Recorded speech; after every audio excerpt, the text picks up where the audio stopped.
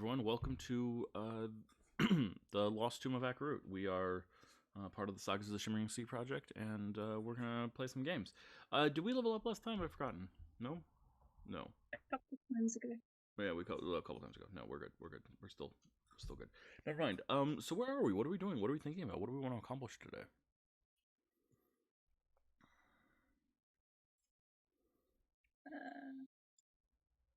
We left them in the library. Yeah, you just came down from the library. Came down Yeah. from the upper echelons of the library. A library that defies the laws of reality and physics. Love a good library.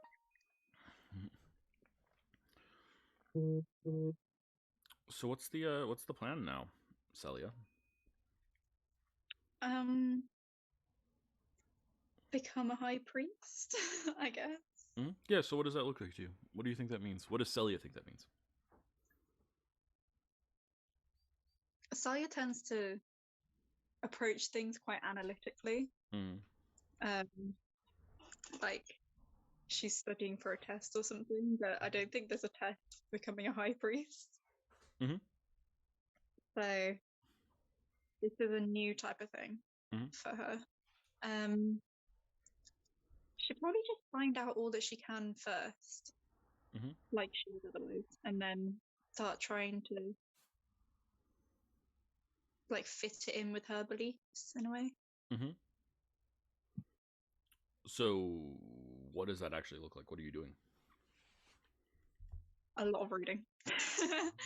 And every time she came up with like, anything that kind of confused her or something, she'd probably just like end up either delving deeper or asking one of the gods if she could. Okay. But yeah, lots of studying. Lots of studying. And what are you telling your friends? What are you've climbed up this massive, like epically tall library, that is literally impossible to imagine. You literally climbed from within sight to out of sight. Up, with books all the way, as your friends were down here cleaning, and proved your worth to, a deity of some sort, a deity of study, balance, knowledge. And so you've come down, and like, what do you say to them? What like before you even start reading? What do you say? What's the plan?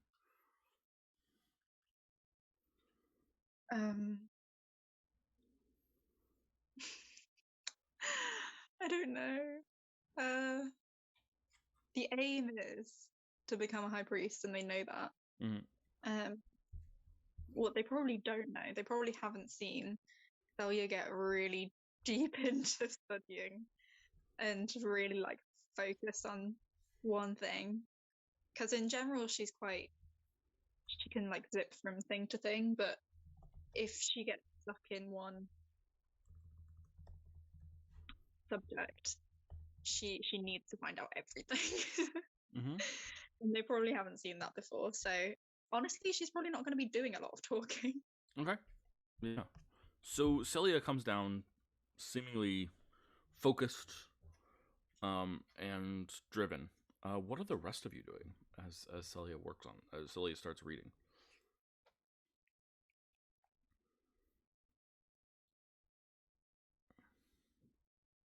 It doesn't need to happen now, but I would like to talk to Cultix. Yeah, I'd like to go to the Cultix room. Yeah. I mean, that seems like a great thing to do. Do you want to do it now? It's a thing to do. It doesn't have to happen now, but Okay. at some point, yeah. Sure. If anyone else has any other stuff.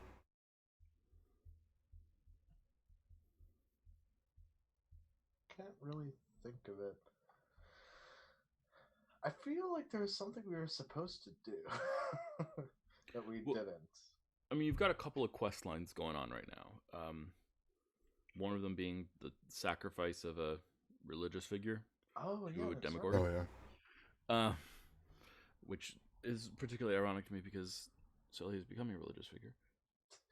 Hey, I don't even have to go. We got delivery right here. Mm-hmm. The DoorDash for souls. The King Akarut seems interested in you guys finding a way to protect them better. They feel like they're underprotected because they keep on losing people to adventurers like you and also Hubert Songshore Enterprises. So also one of you contacted someone. In fact, Lyra contacted someone who was locked in a prison, a slave down below.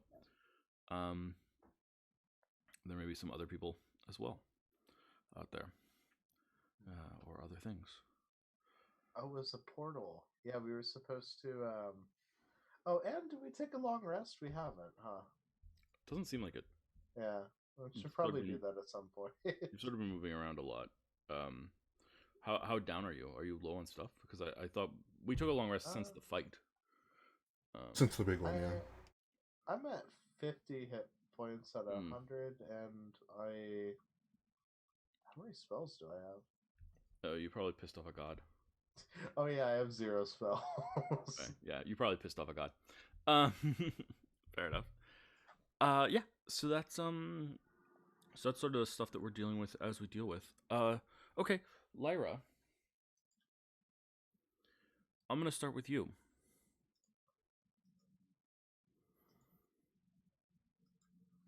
You hear a voice. You feel a tug. That sort of same tug that you felt before you searched for it and were lucky enough to find it. But this time, you feel it, that tug of someone praying to you. Ooh. Do you want to listen? I think I'm just sitting in a nice little quiet corner, ideally not damp or charred. If there's any place in the library that's neither of those. Sure, yeah. And try and focus everything on that.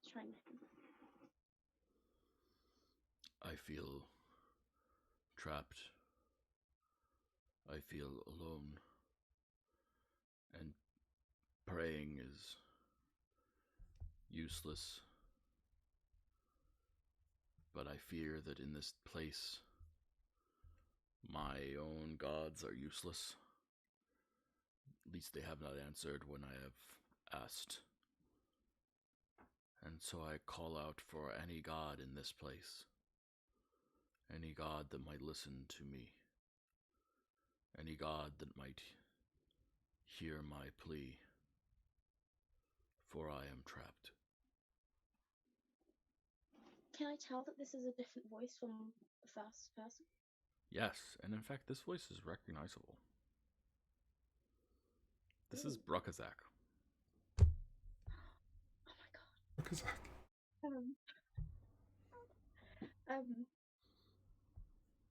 I think Lila's just gonna sort of just hesitate a little bit. Brukazak? Is it you? A deity answers.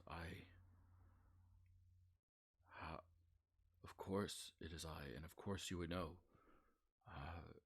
Are you one of the all-knowing ones? I wouldn't say I'm all-knowing, but at the very least, I think I know you. A deity that knows their limitations. I am honored to be in your presence. I am trapped.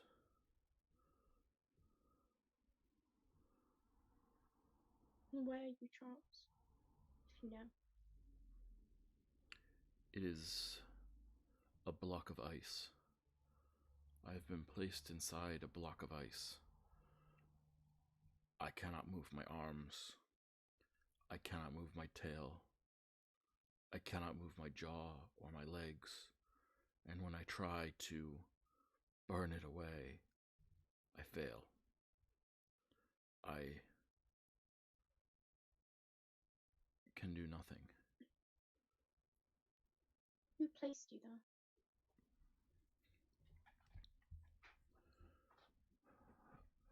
A powerful creature. One that knew who I was and how I got around. I helped friends get to and defeat a witch, but I know the witch is gone, but she was just an aspect of power, not real power. Real power comes from deeper in the tomb. This creature that has me frozen, it says that I will make a good servant, but he needs the right materials to turn me into one. I fear he wants to turn me into an undead and sacrifice my covenant with life. What does this creature look like? Pale of flesh, sallow, sunken, humanoid but somehow elongated, and his arm bends too much. It is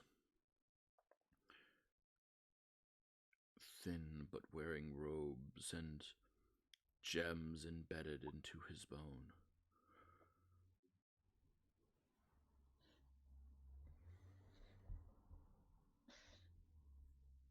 Do you know what part of the tomb you were in when you were trapped? There is a room. I'm glad you know I'm in the tomb. There is a room of these things that are hating of magic. They loathe it. And I was searching nearby there when I came across a hidden staircase. It brought me down to a level that I had not seen before. It was not active. It was caked with dust, and I saw footprints, and I moved through the footprints and ended up in this being's place. I walked right in. Can I go to that sort of model of the place and still maintain sort of the connection with him? Sure.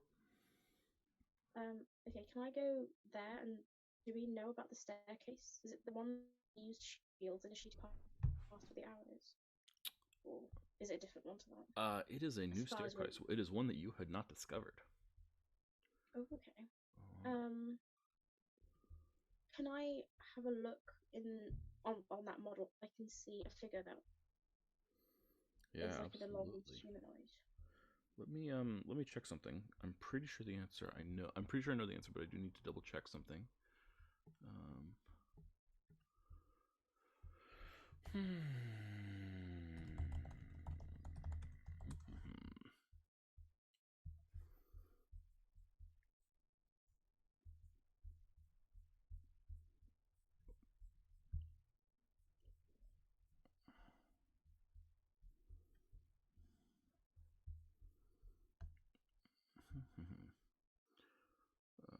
Okay, 32. Sorry, double staircase down, blah, blah, blah.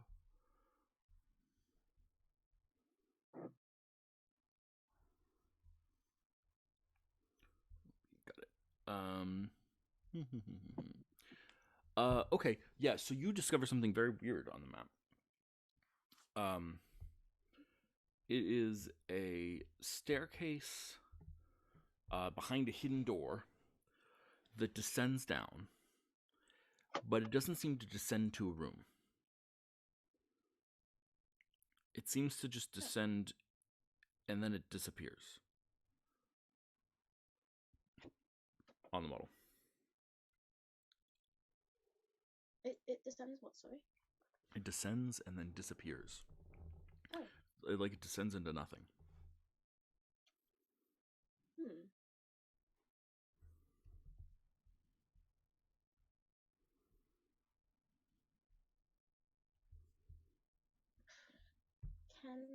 I'm sure see if there's anything I can do on that. I don't want to flood the place or anything.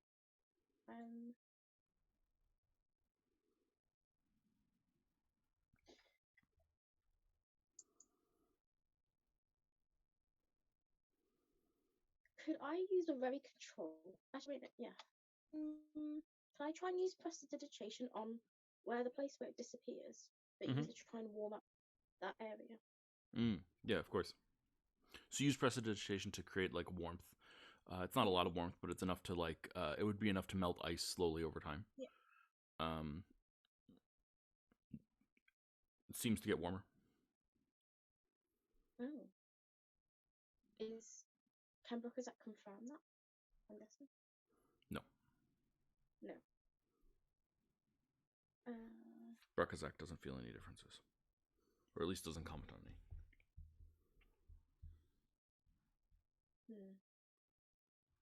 Can I map out, I guess, a path to at least get to that staircase from a own place in the room? Say again. You want to map it out? Would I be able to, like map out a path to get to that area? Sure. Yeah. No problem. Okay. Yeah. Well, yeah. I don't even think there's a roll because you're just so good at this sort of thing. I'll take an investigation check to see like if you can figure out anything secret or something. How about that? I've just realized that I'm offering you something secret if you succeed, and I don't know if there is anything secret. If you roll high enough, I will search for something secret and see if there is something that I could give you. How about that? That sounds good. Investigation check. 24. Okay, fair enough. That's high enough. Excellent. Okay. I like your suggestion of sending my name. Okay, let's take a look at the map and see what we got here. Okay, secret staircase there. Yeah, how about this? I will reveal to you several secret doors that you missed. And I'll move maps. Oh god, I think I can do this because of my whole... I changed the lighting system on Roll20 because I figured, oh, I should just get used to the new system, but I haven't learned it yet. Okay, so let's reveal areas. Does this work? Hey, it does work. Okay. Bam. Bam. Okay. Let us reveal some secret stuff. Yeah, I think so. This whole thing encourages you to sort of look closely at the map at some places that you've already been. And I'm just going to ping a couple right now, specifically on this floor. So, this is the staircase that seems to be leading to nowhere. Oh, okay. Oh, wow, thanks. Yeah. Impressive. Here's another staircase. Sorry, a secret passageway that you guys didn't find. Here is another secret passageway that you guys didn't find. And then much higher on the map, here is another secret passageway that you find now, looking around in the tomb on the map. Wow, okay. That's a lot we've missed. You know. I would not call it a lot. There's a lot more things you found than missed. Someone I missed. Is that staircase, so the one in question at least, the one that leads, is 40A that room where we went down and like either fate or something like that was destroying one of the people, or the groups of people? Yes. Right, okay, so it's that place. So we have easy access there.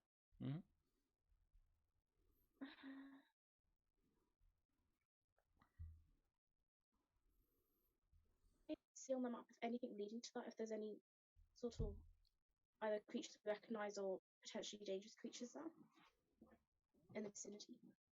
Yeah. In 41A, you see all of the creatures of time, space, nature, all those people. They seem to be ripped apart to shreds. Oh, so they're all gone too. You see like the remnants of their bodies. Oh. Slightly discuss.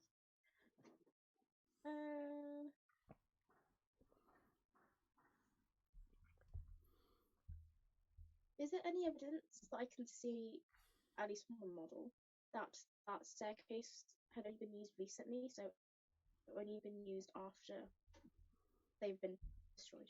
I don't think the model is detailed enough for you to see like dust or footprints or things like that. Okay. It's affected by the world, but it isn't the world. Okay. I think just tuning back in to with Rucksack, should ask him does he know how long he's been there? No. Time is no.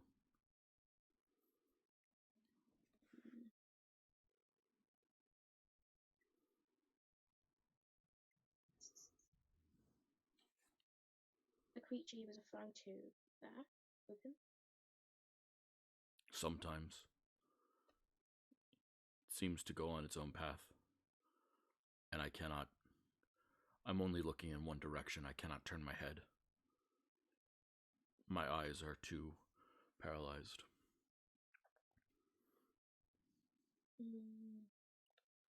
Can you see anyone else around you? Well, I have seen no one but my captor. Right.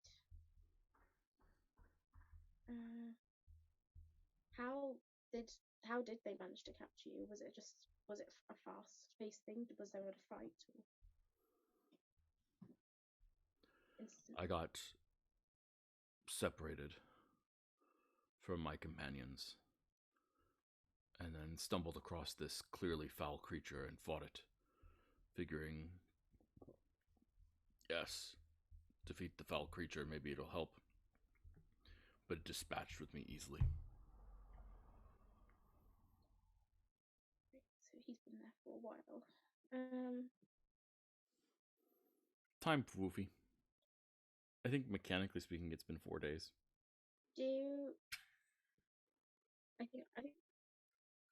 I might be wrong with that. It might be 5, but it's actually time, Woofy. Let's be real.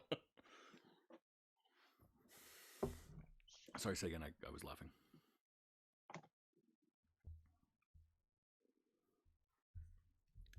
Did we lose Lyra? Did we lose me? Didn't lose you. Okay.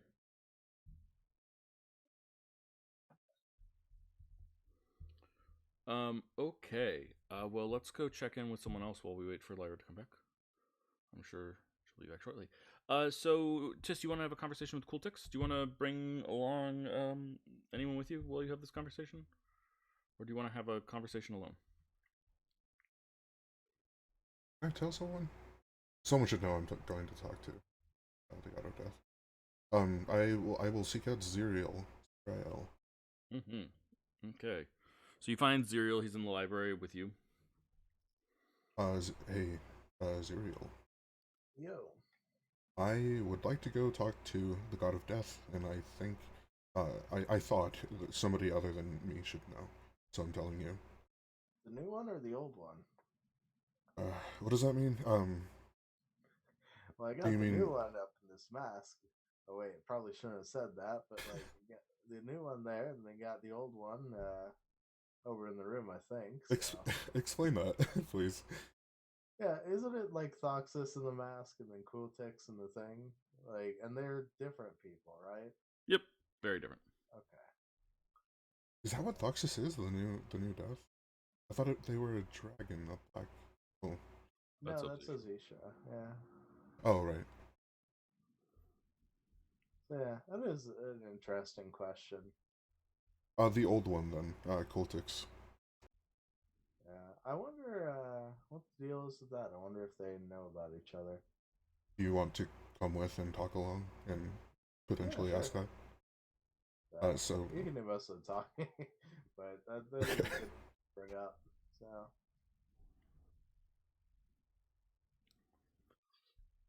Okay. So quickly, just very briefly on the side, as you guys are making your way towards that part of the temple, there is an earthquake. Everyone roll a dexterity saving throw.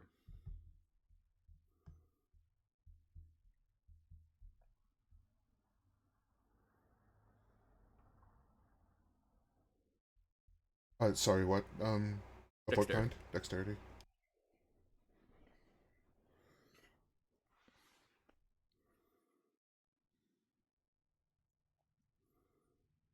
Low. 7. Cool. So Zerial, Tiss, you guys both fall on your butts. And this earthquake is much more dramatic than some of the earlier ones. Whatever's like you've been dealing with earthquakes ever since you came to this desert, or at least this region of this desert. But like this is definitely the strongest earthquake you felt in a while, like ever. Celia, you on the other hand don't even notice. You're just there focused on your book.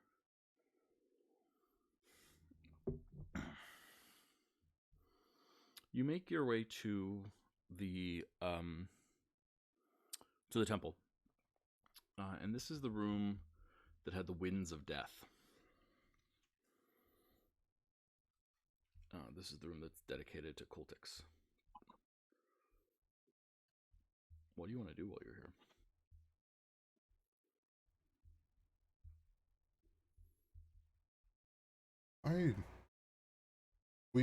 Speaking out loud and to Zerial, it's taken doing something nice for them to bring them out, and I don't want to do anything nice. Roll death. Sure you don't just want to like kill somebody on the spot? And a little blood sacrifice never hurt anybody? Or not to. Actually, that is a good point. Like, can I see if he's like, is he like a blood god or is he like more of just a death god straight up? Mm-hmm. Yeah. Why don't you roll a religion check? Okay. That's 20. Mm-hmm. He is the god of death and weather. Okay. In the old stories that Celia is reading, I think we actually see Celia reading one of these stories and maybe quoting part of it out loud.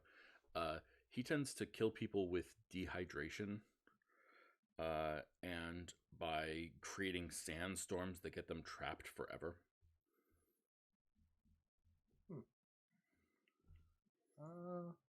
All right.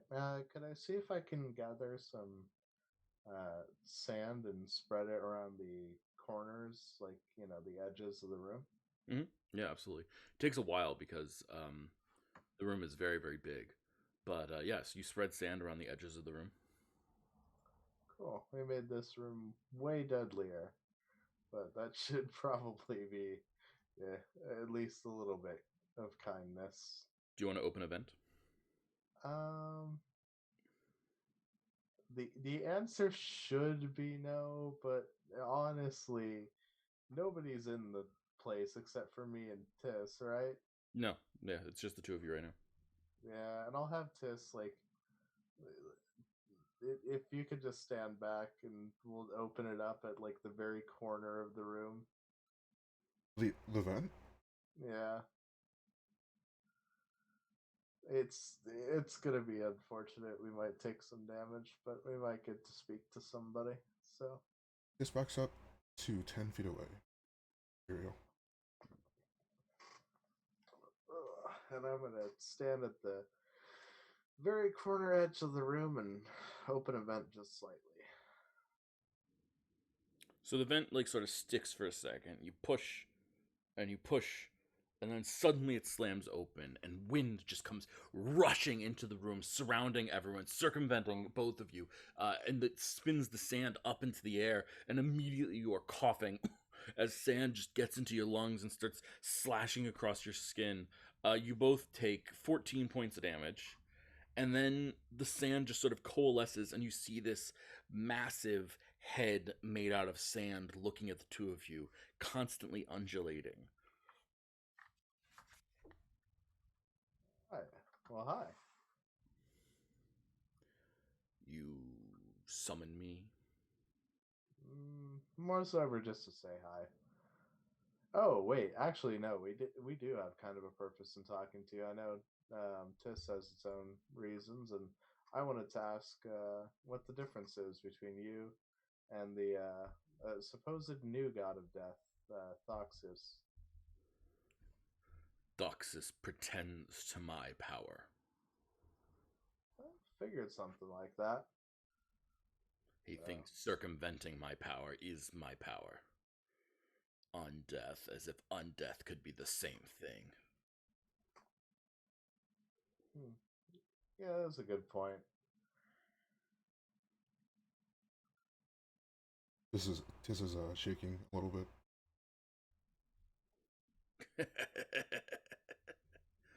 You fear me. Good. You should.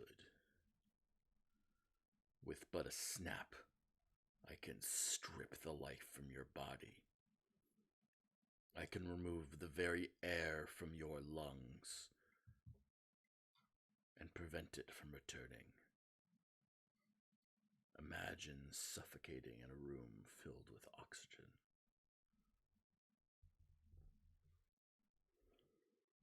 Be awful. It would be beautiful.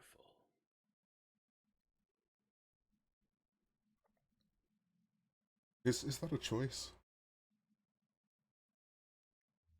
Is what a choice? Thinking of decline and decay and death as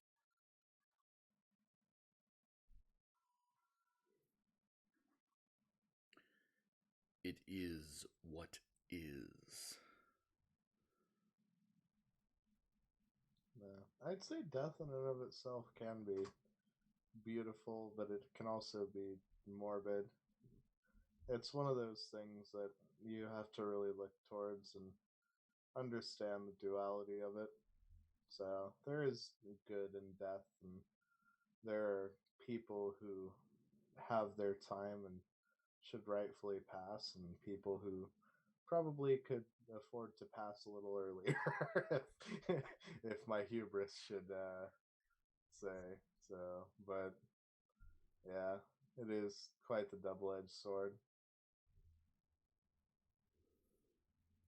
Have you called me for a reason?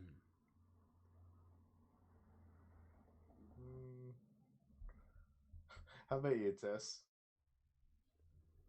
Yes, actually.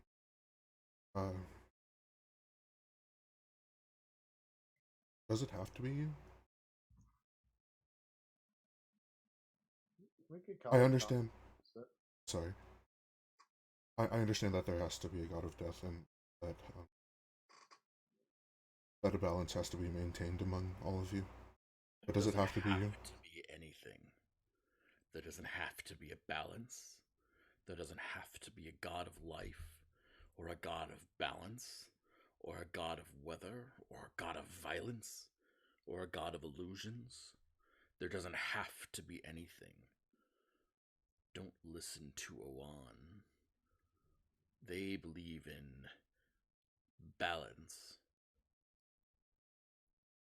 but there is no need for it. We can exist however we want. I exist according to how I want. I was trapped inside this tomb for thousands of years, and no one said anything about balance then. No one said anything about balance, and only aspects of myself, minor parts, could escape and perform my duties, and yet no one said anything about balance then. Do not worship balance, mortal. Worship the only God. This is still shaking. Um, that sounded like a yes, but it got kind of like lost. Just to ask again for my own assurances. In theory, it doesn't have to be. Is that true? Yeah, that's a really interesting question. Can you are you either persuasion or deception? If you're trying to trick him into answering or revealing more than he should, then deception. If you're trying to if you're just asking honestly, then persuasion. I can't, or I mean, I don't have a choice there. Oh yeah, right. You're a paladin, right? 21 persuasion. There does not have to be anything. I am not the only god of death in the universe. We are empowered to behave as we are empowered to be.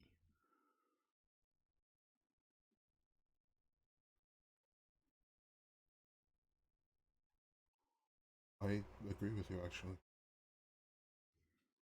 On that end, at least, not a lot of the other stuff. You speak in a way that belies your lack of understanding, your inexperience. I am vast, I contain multitudes, but even I am only part of the texture, part of the fabric. Take what you can. Be happy with it, little lizard.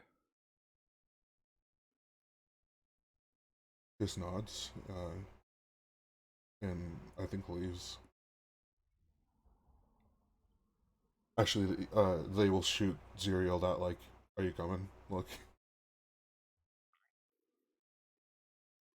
Yeah, and I'll just look back towards the god of death and be like, we'll talk later, because I think there may be some connections between us already. So, considering the whole aspects thing. Sacrifice someone to me, and I will be there. And the sand kind of jiggles as the face laughs, this massive head that is made of sand just bouncing in the air, just jiggling and quivering, and then the winds die down and the sand collapses on the stone.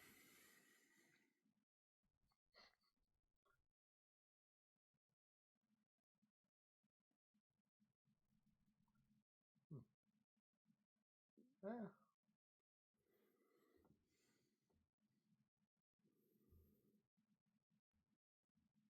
Yeah, I'll have to see if there's anybody to sacrifice.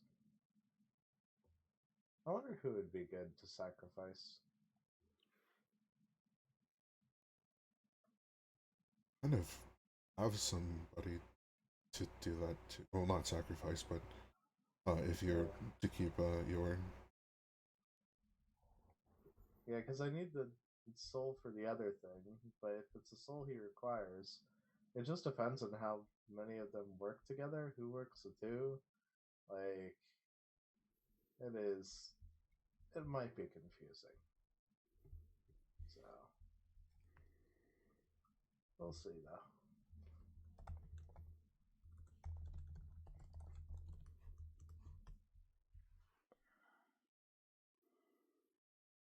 Okay. And let's go check in with Celia for a second. So Celia, you're trying to learn the religion here, and what do you want to? What aspect of it do you want to focus on? What are you most interested in right now?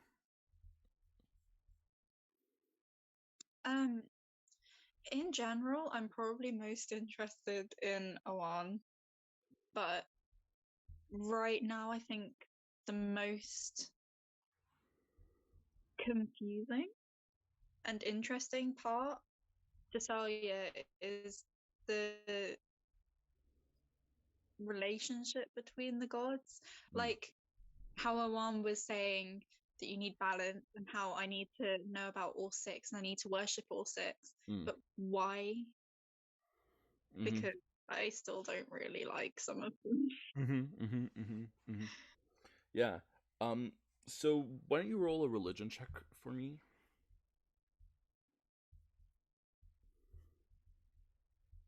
Okay.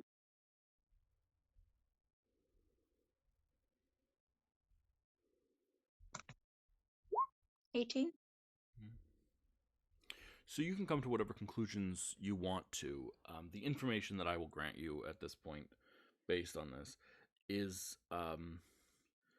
that the text that you have here is underpinning the values and beliefs of the religion, but it takes balance a little bit as an axiom. It treats it as not something that you can determine the answer to, but as something that is inherently a good. It talks about Osthos and Utia working together to trick Kultiks as a way to restore balance, not a way to defeat Kultiks, but as a way to take Kultiks from his throne on top of the other gods, and instead a way to create sort of this sense of balance between them. It talks about sort of just like this understanding of things, but again, it treats balance as an axiom. That's really what I would say. Okay. Okay. Yeah.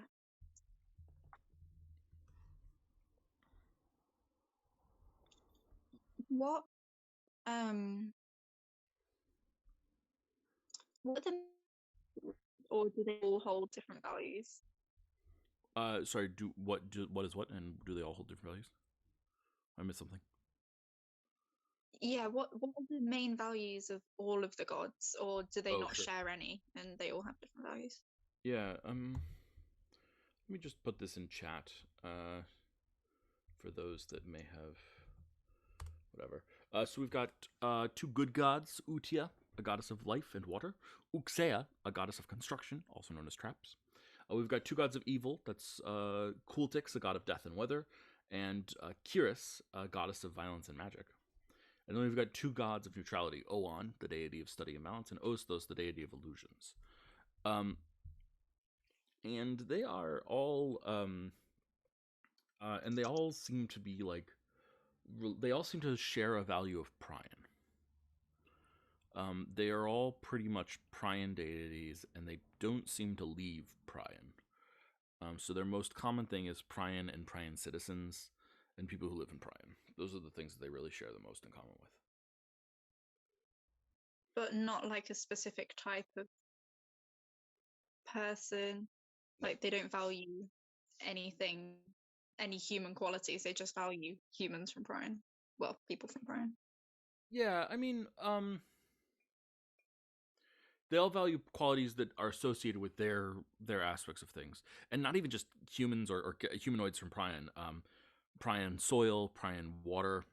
The Uxeatol River is named for Uxea, but they all sort of value that river. They all sort of value the buildings and the creations that these people have made. The tribes, the cities, the excavation teams, they sort of value all of this. There's a lot of history in Prion, and they seem to value that too. Okay. That's interesting. And I'll even go so far as to say, even Kultix, from what you're reading, seems to value these things. A lot of these ancient temples that have been constructed, ancient temples that have been built, and the like are, not including this one, but others too, were partially built in Kultix's honor, in his memory. This is a the ancient temples are built to honor the dead, which is Kultix's domain, and they're built, which is Uxea's domain. So it's sort of a binding of these two sides of Prion into one in these ancient buildings, Uxea and Kultix. Okay, yeah. And those buildings are still around? Well, you're in one of them. But also, yes. Yeah, but this is kind of yeah, definitely. Very specific example. Yeah, definitely, they're still around. And lots of different types of them too. They tend to have rounded ceilings. But yeah, lots of different types of them. Okay. There's a famous so like this is a grand one, as it were. This is like built for someone famous. This was built for Akarut, literally. And so this is like a particularly huge one. But there's actually a 4 miles outside of the capital city. There is a there's like a whole field of them. It's like a massive graveyard of entombment. But they're all much smaller than this one. Usually like a dome, maybe a house-sized dome, rather than like a, I don't know, huge epic dome-sized dome. So, okay. Do you feel like that answers your question? Yeah. All right. Cool. So you study and you start to get like a little bit of appreciation of being a priest and all that good stuff. And I think we need to figure out what we want to do next, because it's certainly true that like we can sit here and I can spout lore as you guys ask questions and investigate forever, but I want to do things. So if that's all right with everyone, I think we should sort of figure out what we want to do next and then go from there.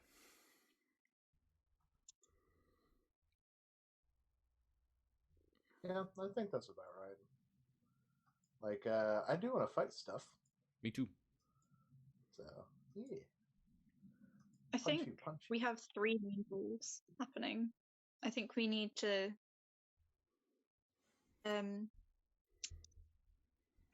destroy the teleportation circle, save Brookazat, and defeat the Demogorgon. Defeat? Hold on now. Not until I get my upgrades. Well, we'll leave that one to last. He can be a valuable, terrifying friend. I mean, I don't really know what you're doing with the Demogorgon, but like, sounds interesting. Have fun with that. Yeah. Which one does everyone want to do first? We could honestly use... Okay, so here's what I'm thinking. We take a long rest. We use the whirlpool and the scrying thing to go to a part of the temple where we can punch the hell out of people. And then we go punch the hell out of people. Simple, concise, efficient. Punching the hell out of people sounds fun. What were the options again? I mean, the options that we have that have been put forth are destroy the teleportation circle, find a way to save Brookazat, find a way to defeat the Demogorgon. There are other options, of course. That's just the 3 that Celia put forth. Or possibly Emily. Did we hear about Brookazat? There's one more, actually, but did we hear about Brookazat from Lyra? I think probably the answer to that is yes, but Lyra? Oh, she's definitely not in the Zoom call. Why not? Maybe she's not outside. Oh, is she? Oh, yeah, you are. Yeah, she is. Yeah, wait, am I not in the same call? Yeah, it cut off part of what you were saying at the end, so I don't actually know what you said. What I said, or what someone else said? No, what you said at the... Actually, it may have been that, I don't know. Okay. Actually, you were like saying a few sentences at the end, and I couldn't hear any of it. I have no idea. It was 20 minutes ago now. My brain goes back like about 4.5 seconds. That's fair enough. We were probably. Sorry, go ahead. Go for it. We were, I think we were just looking at the options that we had for what to do next. Oh yes, I see in the chat. I would say, given we have a connection to Brookazat, I feel like we might do that first. To be fair, we could kind of do 2 at once and do the teleportation circle on the way, because we don't really know where we're aiming. And the teleportation circle is on the same floor. know how long the teleportation circle will take to destroy. It didn't sound that hard, but I don't know. And we don't want to use too many resistors because otherwise we'll get to Brooker back and need to sleep.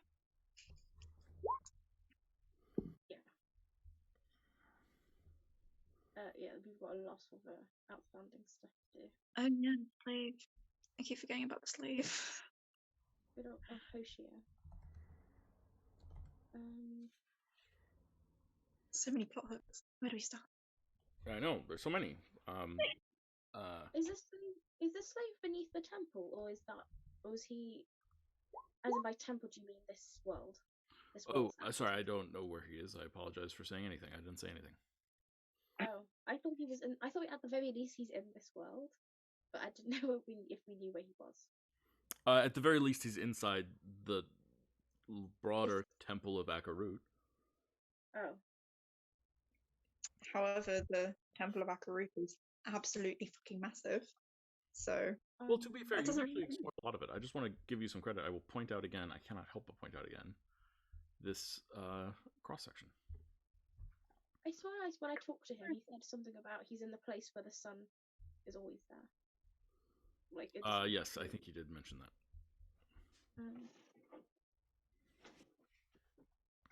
Okay. I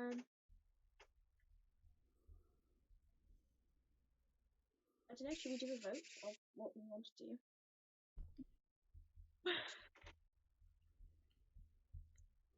Neil? Oh, no. I'm down for that. A quick vote? Is that what we're saying? Yeah, a vote. Oh yeah, thumbs up as well. Thumbs up on the vote, or thumbs up on a particular thing in the vote?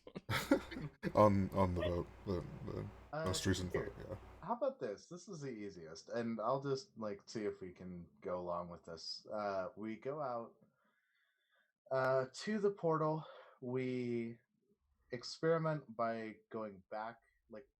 Okay, so how do I explain the logic of this? We use the actual teleportation portal to go outside again, right? Then we use Emily to take us back inside to make sure that it works. Then we take the scrying and the whirlpool to go find something and then go beat it out. Yeah, that sounds like a plan. And that means between the teleportation circle thing, we'll have to rest because we need to rest because it's the once a day portal thing. Perfect. That works out super well. Yeah. So we're going to take a long rest now, and then we're going to go do something? After we destroy the portal, hopefully. Yeah, okay. We're going to go... So you guys want to destroy the access portal here inside this place? On the outside. Yeah, the one on the outside. Okay, cool. So you guys head over to the Dryad area of the woods. And there's the circle there, glowing lightly, and slightly elevated stone platform in the middle of the woods. It's about about 2.5 inches off the ground. So it's pretty small, but it's a elevated stone platform, and you have teleported onto it many times. All right. Yeah. Goes without saying, don't forget the combination.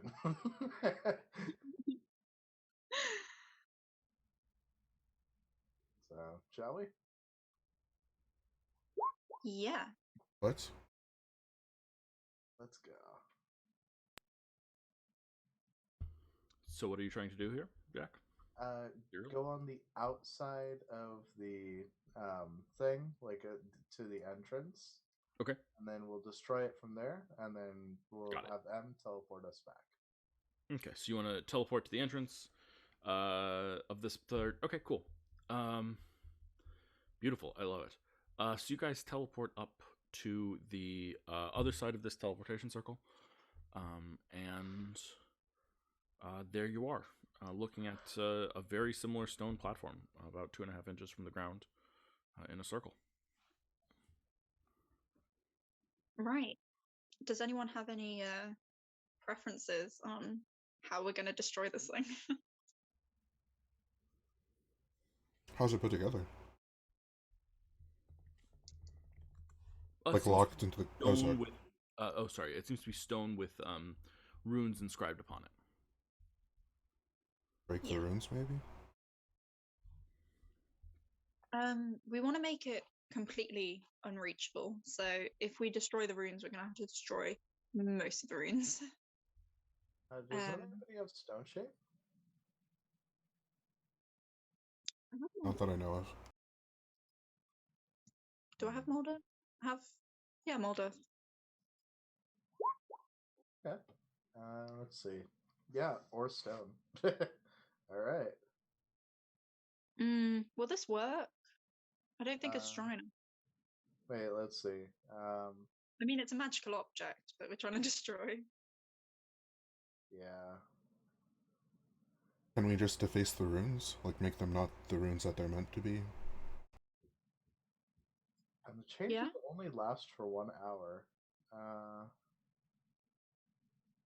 Yeah, it's weird because this spell actually doesn't say anything about, like, manipulating stone. It just says loose earth. Yeah, then you can't use it on stone. Yeah. Stone is loose earth. Why don't we go at it traditionally? Who has an axe?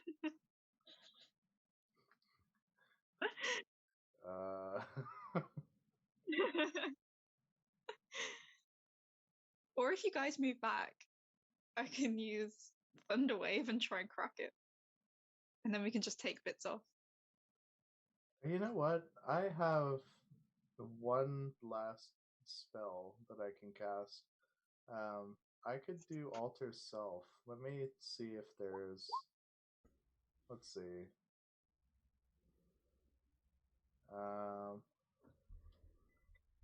Yeah, can you give yourself a tail and then, like... Okay, natural weapons. That's what I was looking for. 1d6 bludgeoning. Yeah, so I guess in a technical sense, what digs or like is like a built-in hammer? Like what type of animal? What type of animal has a built-in hammer? Yeah, like I guarantee there has to be animals that I thought with a beaver. Yeah, that's what I thought too. My first thought too. It can't even believe it. Oh, not hummingbirds, woodpeckers. Oh, yeah.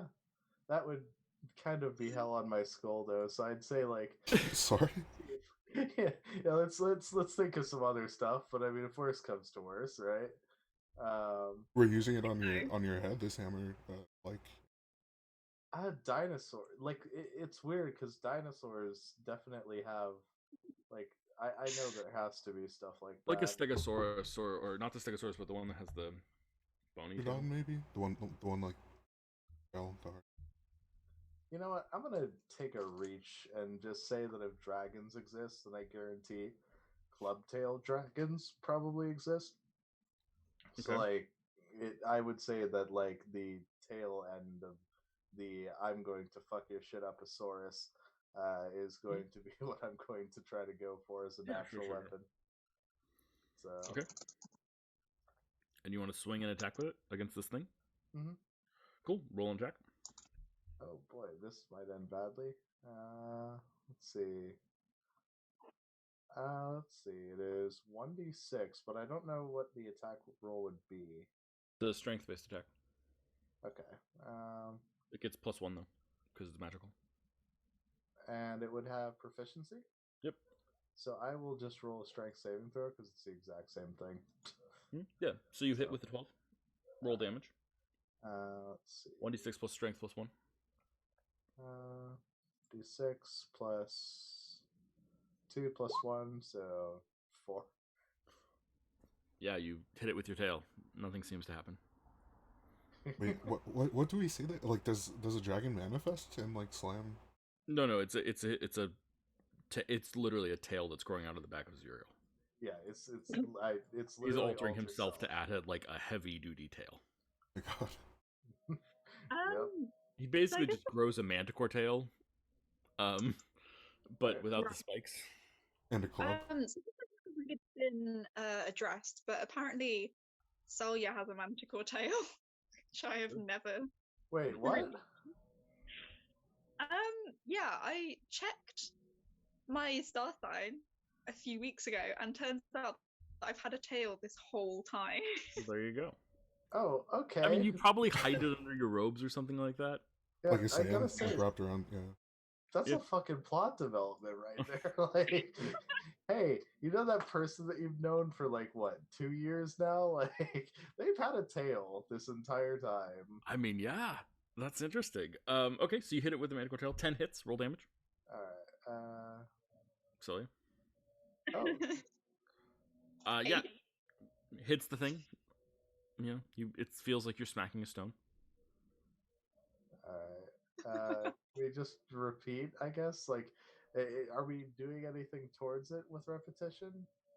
I mean, you haven't done anything to it yet. Well, I don't think I'm going to be doing anything. you know what? I'm going to go all out, because we're just going back after this, aren't we? I am going to use my action surge. No, don't. There's no need to use the action surge outside of combat. Fair. Because there's no time yet. There's no like we're not in turn order, you know. So don't waste your action surge. Just attack again if you want. I'm realizing that my spells are not really designed for attacking the floor. 25 hits. Roll that damage. We're Street Fighter. Oh, how much is that? 8. Nope. You can't do damage. You literally aren't strong enough to do damage. Oh. Okay. With this tail. What about this? You like a shatter, Celia? Well, it says. I mean, it's not a creature, but a creature made of inorganic materials such as stone has disadvantage. Not that disadvantage matters. Yeah. That sounds good to me. Yeah. Roll 3d8 damage. Yeah. Okay.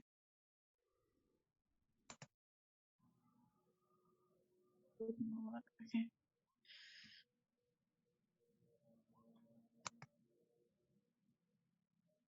No. Okay. D8.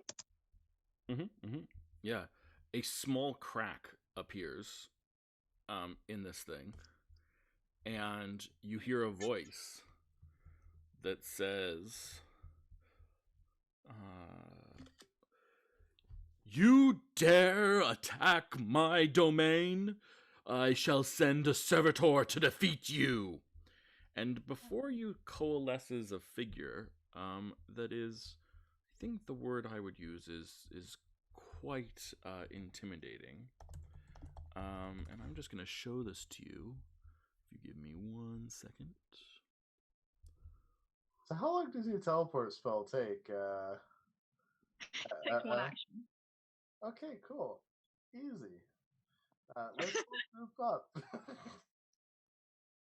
Honestly, when have I ever had a good idea that doesn't devolve into we're being attacked again? Oh dear. It did seem like it felt like the best choice. Yeah. There we go. And this figure appears before you, just in case you're curious. And lowers its massive scythe, getting ready to attack. And I think that's where we're going to take our break. We'll be back in 10 minutes, everyone.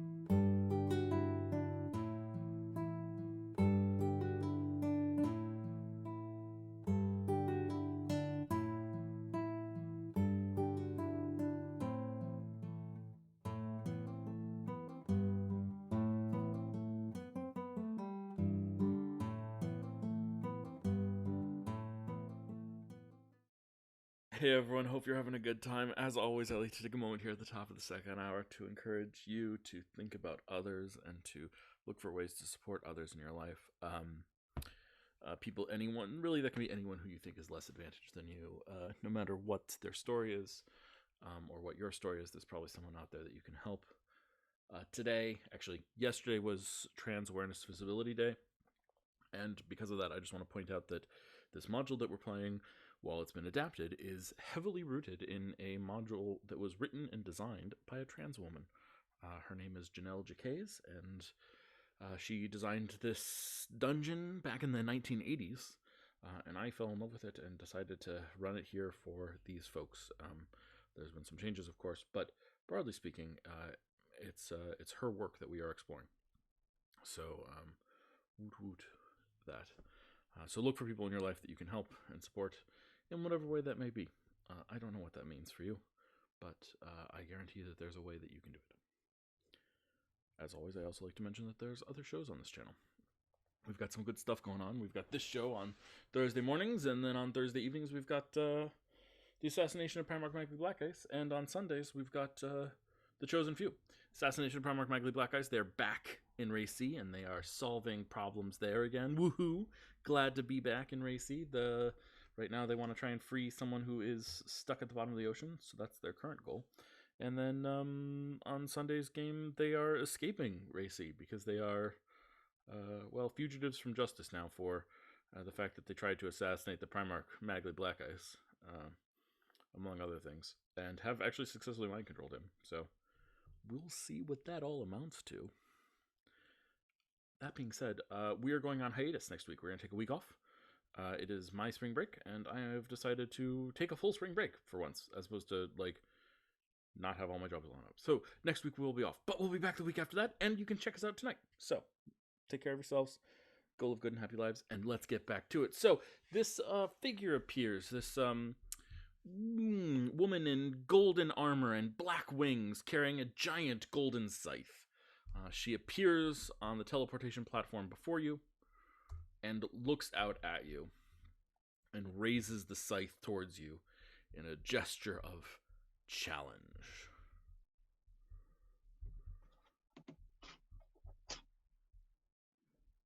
Tiss puts her hands in the air, not outstretched, but just in front of them. She looks at you, makes eye contact. I don't want to fight you.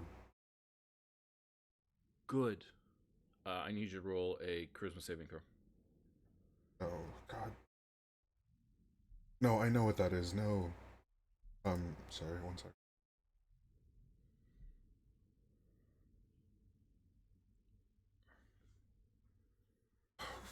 Nine. No. Then you shall not fight me. You are charmed by this woman. So bad. That's so bad. Oh wait, do you have the thing that prevents charms? Like the paladin thing? There's a paladin thing? Yeah. It's not all paladins. I think it's one of the subclasses, but I'm not certain. Oh, okay. Let's double check, because I might be wrong.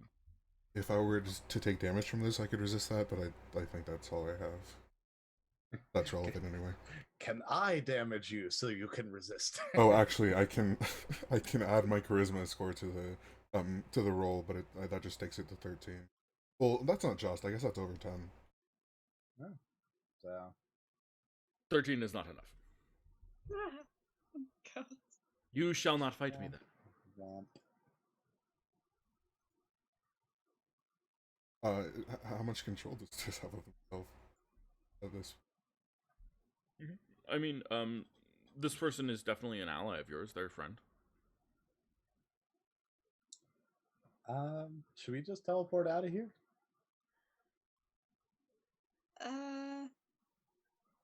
I'm at below half. Look to her and be like, can we just go? She looks at you confused, standing upright, very stiff, well postured, and she looks at you and she says, I'm sorry, what? I didn't realize that this was gonna happen, and I kind of don't want it to. So can we just leave, please? Oh.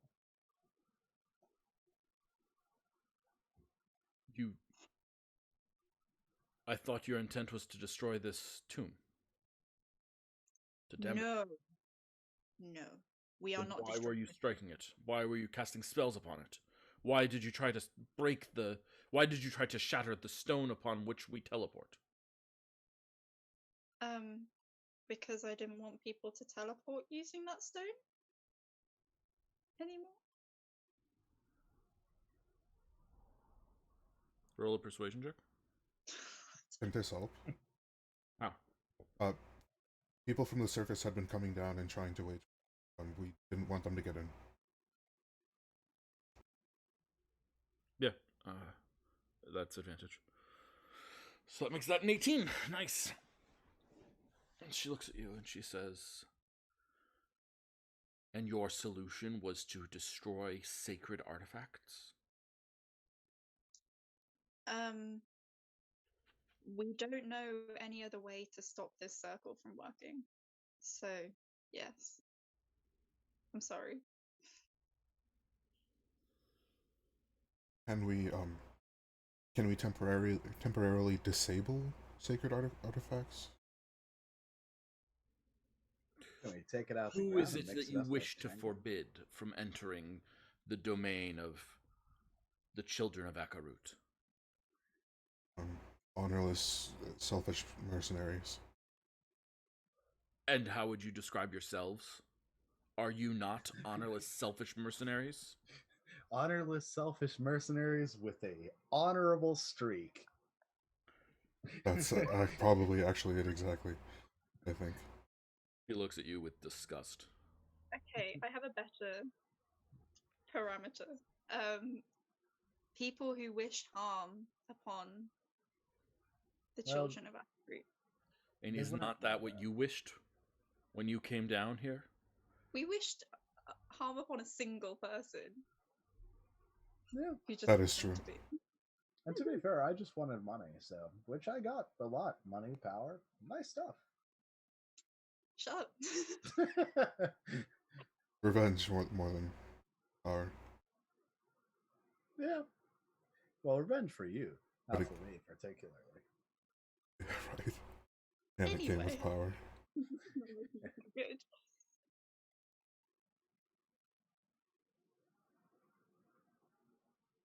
I had nothing else to say. I just wanted you to stop digging us into a hole. This circle is holy. It is a pathway to the children of Akarut. You would have me disable it for others so that they cannot find the glories that you so richly feel that you deserve. You are here for purposes of greed, are you not? That's more of an occupation than a purpose. But then what is your purpose? Does anybody know the Team Rocket speech? I feel it fits very well here.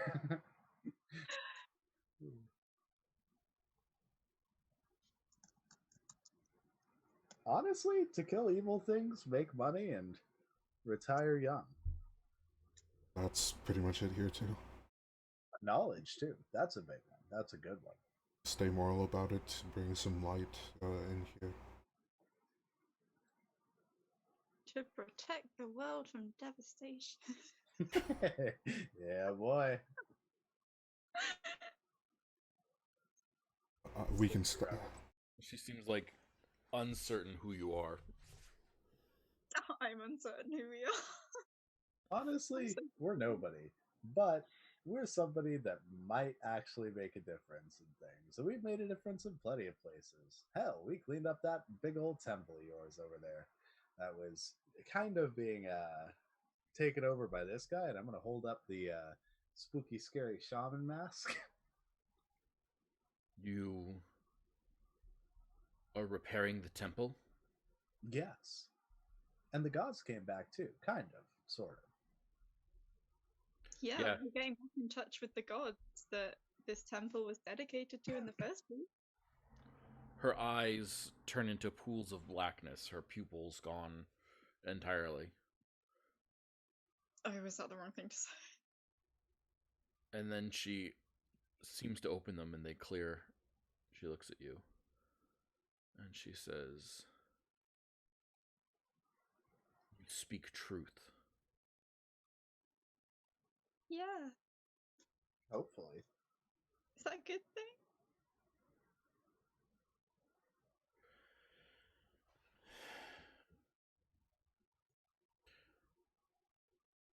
You wish to protect the children of Akarut. Yeah, and for the most part, protect the temple. The only thing that we really care about or to take are things that we can use to perhaps do that better, and things that aren't a stationary part of it. So you we seek wouldn't to restore the worship that. of the old gods. Yes. Yeah. Me not so much, but everybody else seems keen on it, so I'm in for that too. Your group is agonizingly divided. Divided in spirit, but wholesome in heart. Yeah.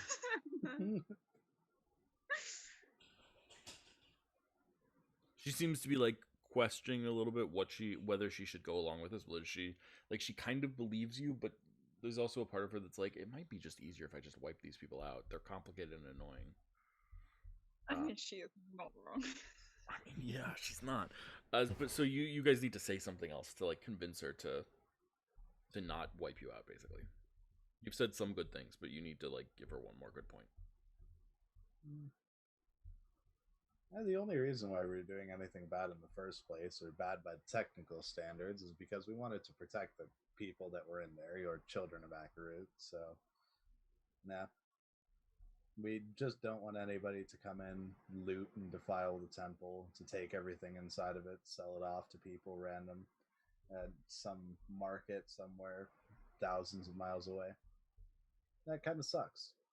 I feel like a place like this should probably be left on its own to grow and prosper.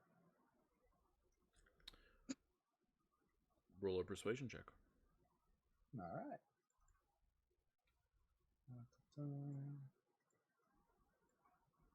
And I just want to see what Indomitable. It's one saving throw, not a persuasion check. What is Tides of Chaos? Any check. Ooh. All right. Let's see. Even with my low charisma, I can I can.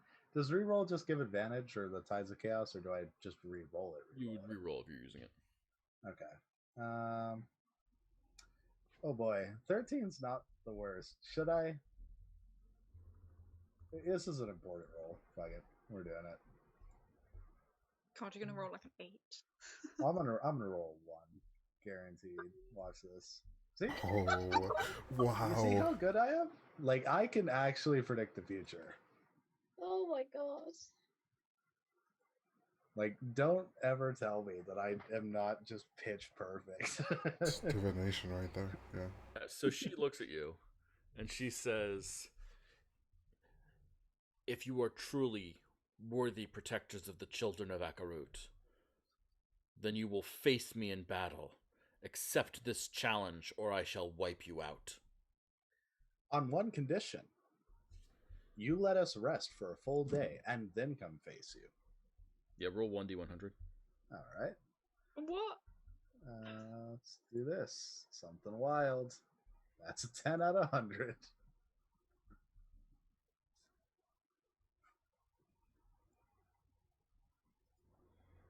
You roll 1d20 for me. All right. Something strange. I love the names.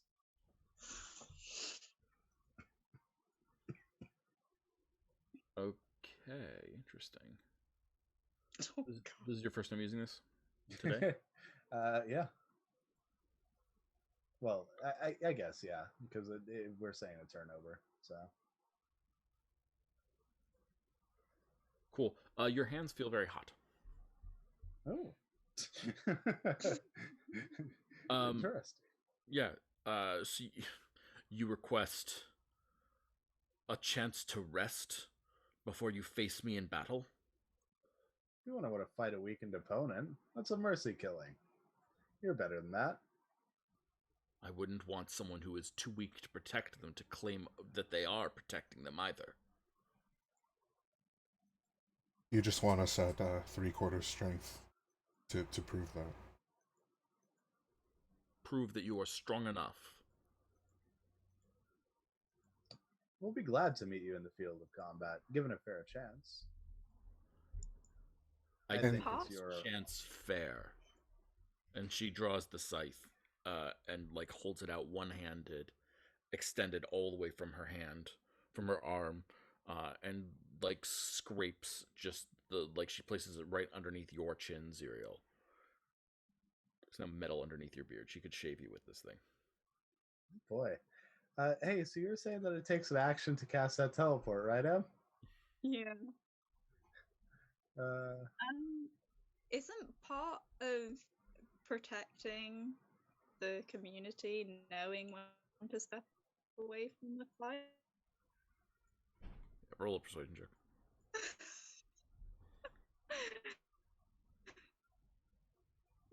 Three. I'd like everyone to roll initiative. I wonder, like, it takes the action to teleport out. Let's see. Oh, I got a 21. 14. Don't forget to click your tokens first, people. Oh, yeah. It may be too late, but I forgot that I had a token. No worries.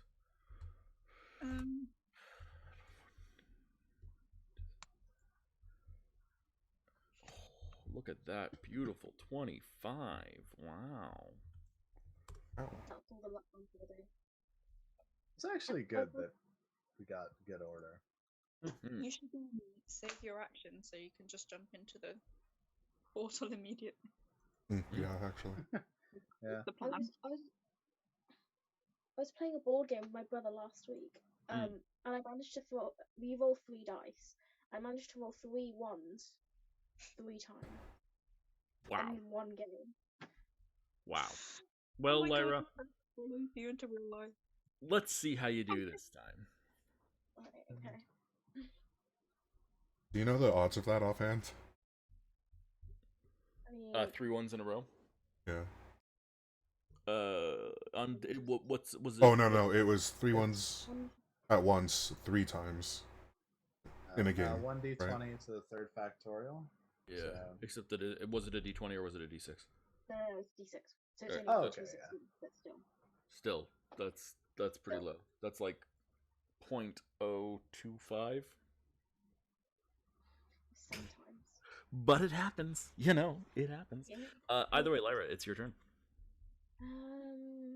Right, well, mildly screwed. I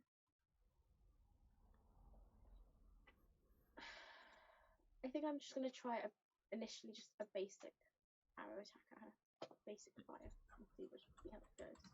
Okay. 24 definitely hits. Roll that damage. Wonderful. Nice. So you shoot an arrow. It jams into her shoulder blade, and she looks at it and sort of grins and says, "Yes, let's do this." And immediately she's going to use a legendary action to try and slice Zerial's throat. God, she's got 1 hit. 28 to hit Zerial. All right. Let's see. That is. Let's see what I have in my bag of tricks. Well, shield ain't gonna do it because that's a +5. Neither will defensive duelist. Is it any elemental damage? No, it is slashing and necrotic. Unfortunate. Yeah, I think I'll just have to take that. Cool. That's gonna be 7 slashing and 30 necrotic. Oh boy. All right, I am downed. Oh. Down. Oh, it's a minute? Oh my god, that's so bad. Yeah, I'm down. I thought you had 50 health. Okay, fair enough. I had 36. So. Fair enough. Okay. Wait, you died? Yeah. Celia, that Wait. makes it your... Not unconscious. Dead. Just unconscious. Okay. Okay. Not dead. Nothing about this. There's she's not interested in like killing you guys. Celia, your turn. The worst plan we have ever had. Yeah, I was fully counting on that one action.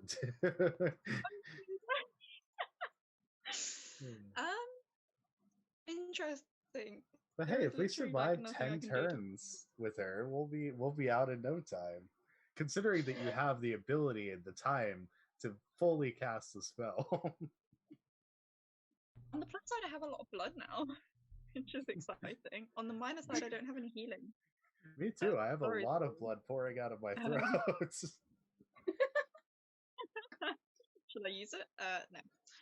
Anyway, I'm gonna use a spell because that's like all I can do.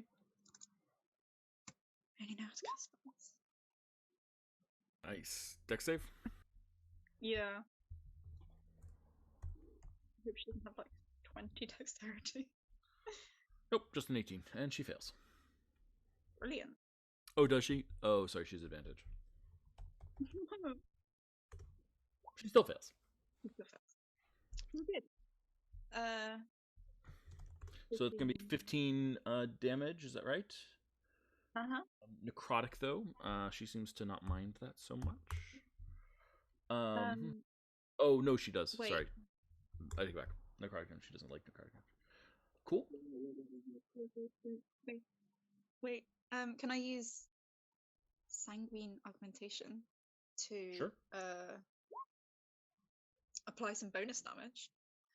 I'm gonna use absolutely. some hit points, which is probably a bad idea, but like here we go. I can spend 10 plus my spell level hit points. Confusing. To add bonus damage. Sounds good to me. I'm going to use 10 hit points and add 20 damage. Okay. Add 20 damage. Bam. Yeah, she does not seem to like that at all. And she looks at you and she says, "You know blood magic?" Yes, I do. Excellent. Anything else on your turn? Back up a bit. Yeah, sure. There's 15 feet behind you if you want to back up 15 feet. Yeah, back up 15 feet. Okay. Tis, you're up. How am I feeling? Something about the way that she charmed you means that, like, she wants you to fight, so she's fine fighting you. You're still technically charmed, but you can get involved. I draw my sword toward her. I think you would think of this as a friendly duel, you know? Okay. Okay. That makes yeah, it does. Yeah, okay, so I draw my sword. I'm going to cast, as a bonus action, Searing Smite. I'll approach, swing twice. Nice. Attack away. I feel bad that we are fighting it.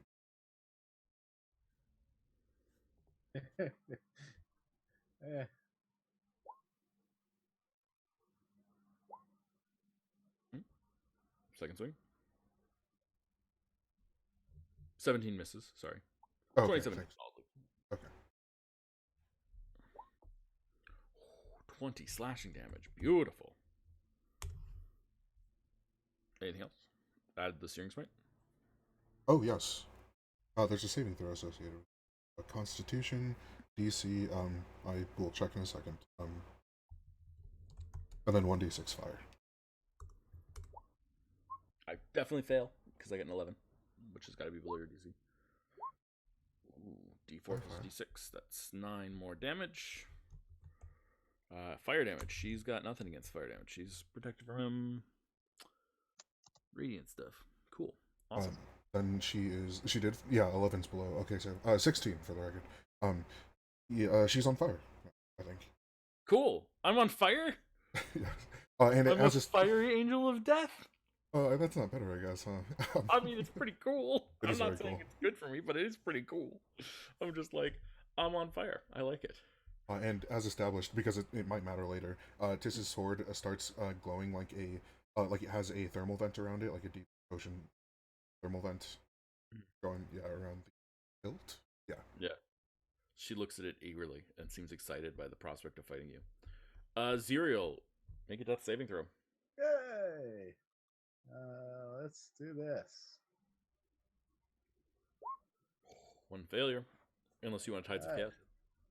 I already used it, unless that can be used again for the thing, but no. Oh, it might be once per short rest. Sorry. It is, I think. Yeah. One failure. Uh-oh. This is going badly, guys. Let's see what happens. let's see, you are, let's see, Tiss, you are the one who's in front of me. So I'm gonna attack you. Let's see, I've got 2 attacks that I can make against you and a bonus action attack I can make against you. Cool. 19 and a 25 to hit. 25 hit. Okay, let's see what happens with that one. That is, it's gonna be slashing for the first chunk of it, and then necrotic. Do you have resistance to necrotic? Not that I know of. Cool. It's gonna be 41 points of damage total. That's a lot. Okay. 41? Mm-hmm. Okay. And then, let's see, I've got magic on you. Done damage to me. So I slash at you once, missing. And I slash at you again, hitting. And the second slash, I think I hook into you. And then I just like pull in close to you. And I just sort of grab you with my left hand as a bonus action. And I need you to make a Constitution saving throw. Because I want to suck some life out of you. Oh no. One. I fail to suck life out of you entirely. I get nothing. And that makes it Lyra's turn. Okay. It is. I always forget. Action to give a potion to someone, or bonus action to give it to someone? It is a bonus action to drink it yourself. It is an action to feed it to someone else. It is free to hand it to someone to give it to themselves. Though Zerial is unconscious, so he can't take action. So if you're trying to get Zerial up, you have to spend the action to give it to him. Yeah.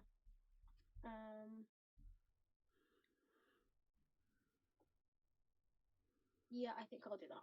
I've got a greater healing potion I can give Zerial. Nice. Appreciate it. What do we roll for again? Is it 44 plus 4? Greater is 8d4 plus 8. Oh, perfect. Oh, damn. I shouldn't be the person to roll this for you. You know what? I'm just ready for the memes. Do it. You got it. For 8 ones. No ones. 32 health, Zerial. Actually, really good. Wow. Okay. And I can pair that up with Second Wind on my next turn, like for a bonus action, so I can just pop off when it comes to that. You are, Lyra, that is your action. Yes, and I will use my bonus action to basically run away. Can I drag Zero along with me, or is that? I don't know, I'll leave him in case he wants to attack. But I'm probably gonna attack actually, because I think that I can deal enough. Like between my action surge and everything else, I feel like I can deal a good bit of damage as long as I hit. So. Okay. Yeah, absolutely. So you skedaddle, making it Celia's turn. I have a question about one of my spells. Blood Pool. It says I can use it as a reaction when I'm attacked. Yes. And then where I am, I drop into a puddle of blood. Mm-hmm. And the attacker must succeed a dex save or fall into my puddle. Yes. I assume that doesn't work with ranged attacks because they wouldn't fall into my puddle. Oh, that's interesting.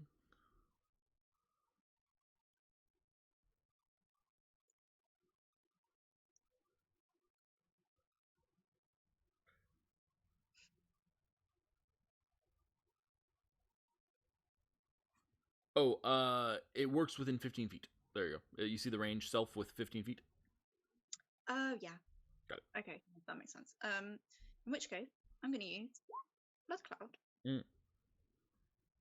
I'm going to teleport to 50 feet in a straight line. Okay. Which involves going through her. Sounds which good. means that she's going to take a con save. Yeah. But my con is bad. And she's got a hard 38, so she'd be taking 19 damage on a fall. I got a 19, so that's a save. So it's 19 damage. I do not like that at all. And then you heal for 19 as well. I do. Yeah. That is gross. Gross. Excellent. Well done. That's not creepy at all, and it's awesome.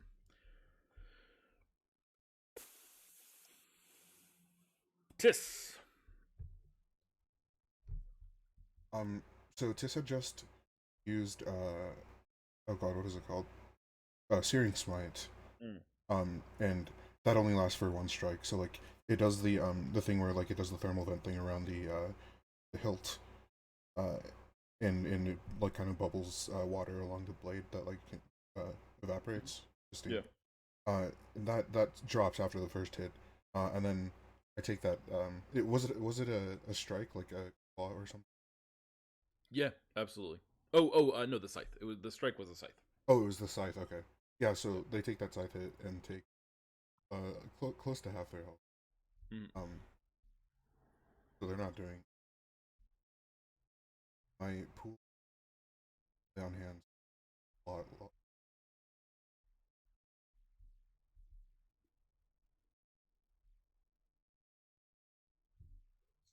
Well, what are you going to do with it? Can I tell if they being intends to like? You said it was like a friendly duel, but like, are they gonna let us die if we do? Roll an insight check.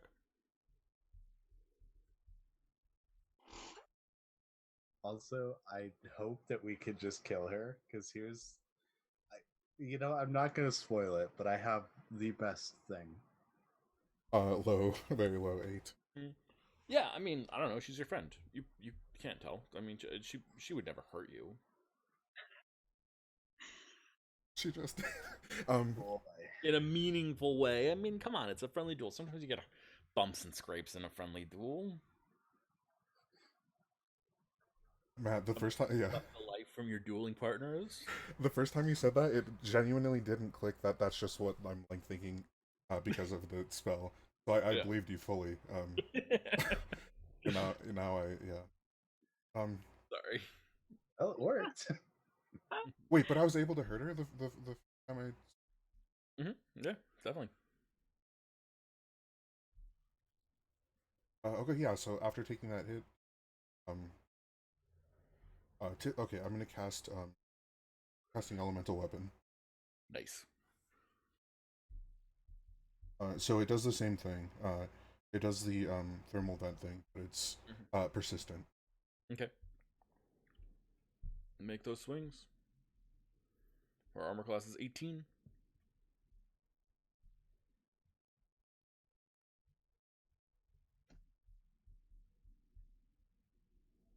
Just oh, there it is. Yeah, 22. It's solidly. I clicked on my inventory longsword twice before. I've done that many a time. Welcome to online play. 23 also hits solidly. 2 solid, excellent hits. Beautiful. 25 49. And 24. That's 49 points of damage.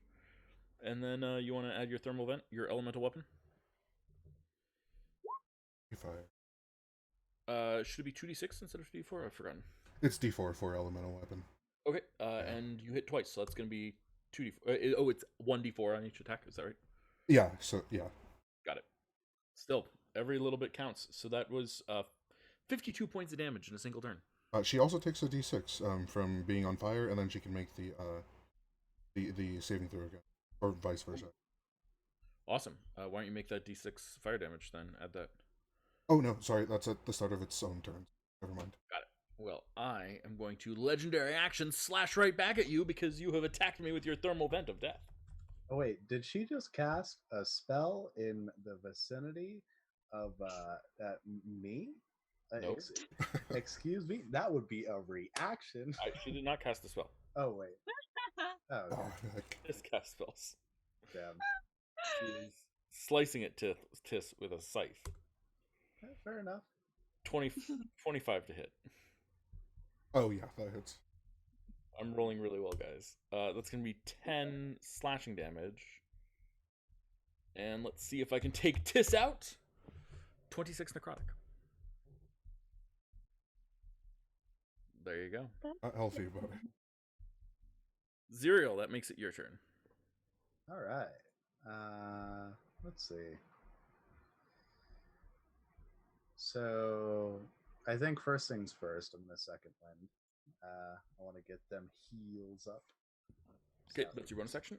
Set me to 50, and then I am going to rush in, swing, and it's the action surge, so that's a total of 4 attacks. Go for it. Swing. AC is 18. 2 hits. All right. Nice. 13 and 15. 26 psychic damage. She does not seem to like psychic damage. Don't think there's anything else that I can do.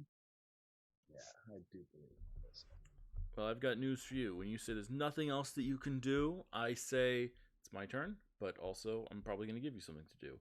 Because I am going to turn and, as a bonus action, point at Celia and attempt to cast a spell. Ah, there it is. Stop doing that. Or is Zerial going to stop her doing that? Zero. You can, okay, feel free to stop the spell, because I'm not going to stop the spell. I can only make an attack, or let me see, it's an attack. Your attack can interrupt my concentration on the spell and prevent me from casting it, so yes. Okay, cool. Yeah, there you go. 18 hits. Yay, barely. We take those. Okay, so I've got to beat a 10. I beat a 10, so I am casting the spell. Oh no, I've got to beat a... Sorry, that's 16 damage. I forgot that it is psychic. So I have to beat... Oh, I still have to beat a 10. Awesome. So I beat a 10, so the spell is being cast upon you, Celia. Yes. She also has disadvantage on it because of the mage stuff. Well, never mind then. Let's see if I... No, I'm still casting the spell. Okay, cool. Excellent. Celia, it is now you. Are you counterspelling the spell? Yes, I am definitely casting the spell. I'm casting it at level 4. Okay, the spell is cancelled because it was a second level spell. It is gone. And she turns and she's going to slash once at Tis and once at Zerial. Tis, a slash against you first. I can't do anything about that, but did she take her D6? Oh, no. Let's do that first. But I get a 60... Ooh, 6 fire damage. Ooh. Yeah, deal with that. Almost, yeah. Does a 16 hit you, Tis? No, it doesn't. Well, then, you don't need to do anything about that. Zerial, a slash at you. Does a 20 hit you? Just barely, and I don't even have a reaction to use a defensive duelist, which would totally help. It's true. It hurts. Yeah. Alright, damage me. 7 slashing and 23 necrotic. Alright, down to 20. And that makes it Lyra's turn. Okay.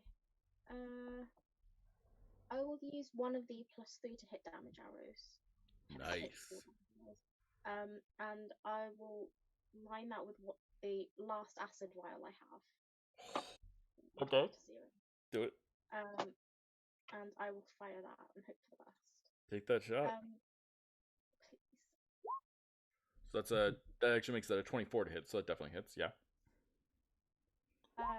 Can I add sneak attack if she's... Of course. So that's going to be 11, that's already 14, plus 24, that's 38. And then how much does the vial do? I can't remember what you made me roll before. I have no idea what I rolled. Okay. Hold on 1 second. Let's see. Was it special in some way? I don't think so. Cool. Think then acid is 2d6. Oh, yeah, that's what I think so.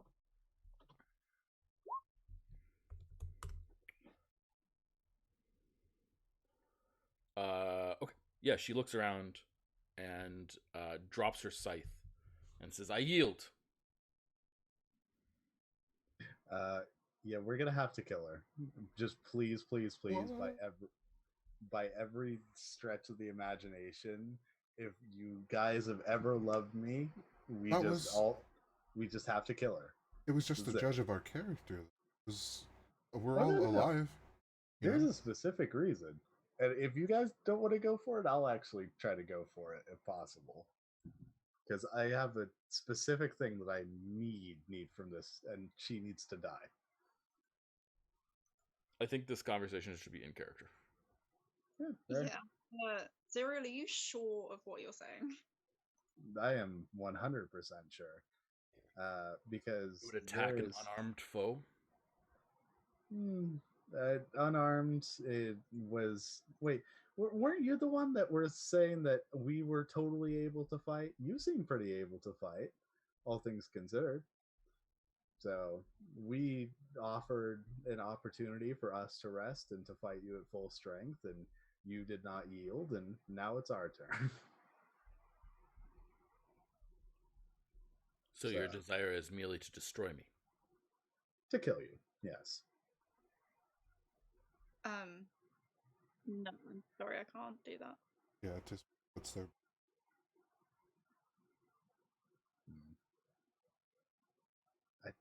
I think I'm still gonna have to go for it because this is the easiest path to the simplest goal. What is it that you need? Maybe we can find it somewhere else. Because So, I don't know out about of that. character, I happen to have a jar that needs a religious figure's soul. And suddenly... Why do you need the jar to have a religious soul in it? Oh yeah, so I don't think that you were absent for this session, but the Demogorgon that I struck the deal with said that I get free upgrades as long as I bring him the soul of a religious person. And I thought it was going to be that Death Cleric because that was cool, but we've just got one dropped on our doorstep right here. The Death Cleric would be a lot easier, though. Easier? No, but better, yes, morally. Wait. Is this like a one-time thing, or is this every time you bring a soul in the jar? It has to be that. That is a good question, but as far as I know, it's a one-time thing. Perhaps he may have more quests, different quests, but... He wants it because it's useful to him. It won't be a one-time thing. I couldn't see it being that. Yeah. So... But I see potential for I assume improvement. What? I assume our character's like, no, this is why you're so determined. Yeah. I thought you didn't tell us. Yeah, I don't think you did. I thought it was something in your head and you didn't tell You actually specifically didn't tell them. Mm-hmm. Oh. Ooh. Because there was difficult. You didn't want them to know about the relationship with the Demogorgon. Yeah. Well, to be fair, they were in there, huh? They saw everything. They just didn't see like the whole conversation. So yeah. I mean, best case scenario, we think you're just being really homicidal for no particular reason right now. Is that right? Huh. Which is not beyond the realms of likely. Yeah. I mean, sure. And like it could be phrased as like a revenge type of deal. Like the angel did not give us the time to yield, and this is not a game of playing nice. This is not like this is war, right? She had the intent to, as far as I know, kill us. So I don't think I would want to spare mercy. She was testing our character, and we should start with Perius anyway, just to see if the rewards are even worth it. To be fair, well, I don't know if I know that you're charmed. I don't think so. Yeah. So. I mean, that's also quite Intis's character. Just to, that is say true. something like that. I think Salia's gonna agree. I don't want to fight her anymore. Not if she's not fighting us. Tell me of yourself, Blood Mage. Me? A Blood Mage who does not want a willing sacrifice? That is true too. Angel blood, right here. Fresh, hot out the oven. I'm not gonna use someone who's not actively harming me or so like if they just say, all right, stop. It's good. I mean, yeah, that's what she said. They were kicking the shit out of us. Less than 6 seconds ago, they were kicking the shit out of us. Okay, but we were also kicking the shit out of her. So yeah, and now that we won and didn't die. You have proved to me that you can defend the children of Akarut. Yes. I think she's being honorable here. Like, this was specifically not a duel to the death, and now she's said the duel is over. It's not. You can't keep going. Then it's not a duel. You know what? Actually, all right. I'm gonna do something. What is the check or save? Because I know Hex will give them disadvantage towards a ability check. So that's skill checks, not saves. Okay, perfect. So that's actually deception if she were to try to lie. Mm-hmm. Yeah, absolutely. If you want to do charisma. Mm-hmm. Yeah. So if I could do stuff like that, and then I will cast it, and then I will ask her, "Would you have killed us?" Yes, you're casting hex upon her, and then asking, "Would you have killed us?" Mm-hmm. She would have killed us. She looks at you and says, "What would she say? How would she answer that?" I'm just thinking about this for a second. If she does, I'm killing her. yeah, that's totally fair. I'm thinking about what is. So she looks at you, and she says, "I would not have inflicted more damage than I thought appropriate, than I thought was necessary for you to be able to take. Some of you may have died, possibly." I'm just gonna look back towards the group and just gesture and say, I mean, okay, it's not a brilliant answer, but like, she would have killed us if she thought that we weren't worthy of protecting, right? And now we proved it the other, and she stopped, and she's not gonna hit us again, so she's not a danger to us anymore, right? Can I kind of aim that at her? I am no danger to you. We sought out to prove ourselves as worthy. If you he did not feel unconscious, he could have soul away from my deity, away from my goddess, you will grant me to Kultix. Is that truly what you want?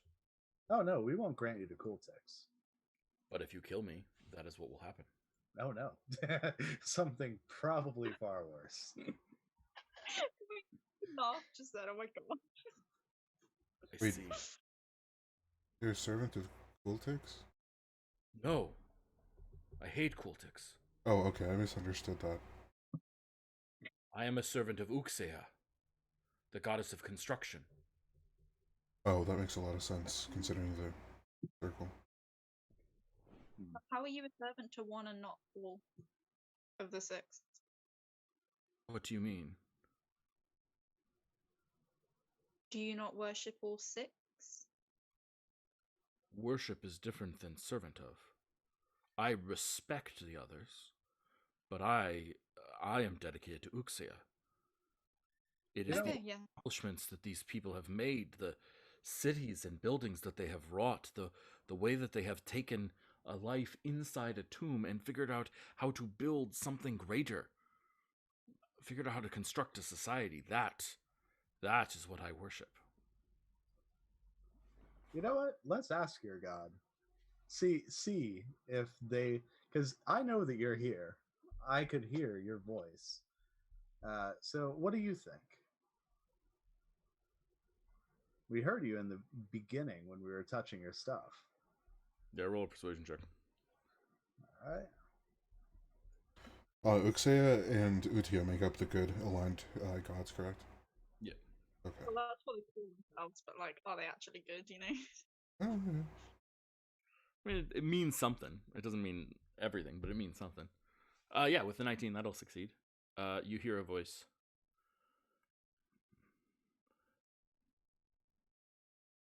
Do you have no intent to damage the temple? We do, but for a good purpose. The purpose is not. I don't think she cared. What? The purpose then is not good. This is my servitor. She offered you a chance. And if you wish to keep fighting, I'm sure she can rearm herself and slaughter you all.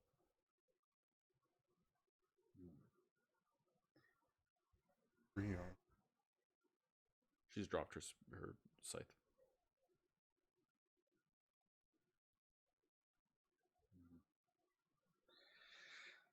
Fine. Okay. She'll live. This isn't the same as Arius. Like, he is both religious and evil, but they're like patently good. Like, I don't think we can do this, or should rather. I have no qualms against it, but at the same time, I do believe that if she was fighting us with the intent to kill us, we should have been able to kill her.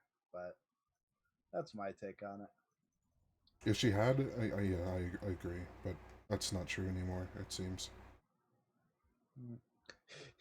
It's a disrespectful way to fight. This is a blood sport. Like those. I think you all noticed that there is a scar across Zeriel's throat where she slit it.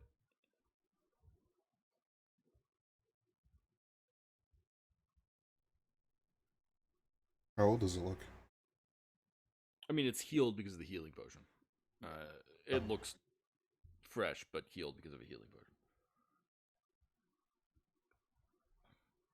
And the healing potion gave it the appearance of being like freshly healed.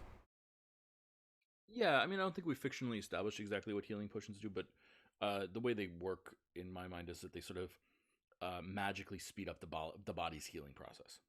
Okay. And sorry, I interrupted someone. I think it was Celia.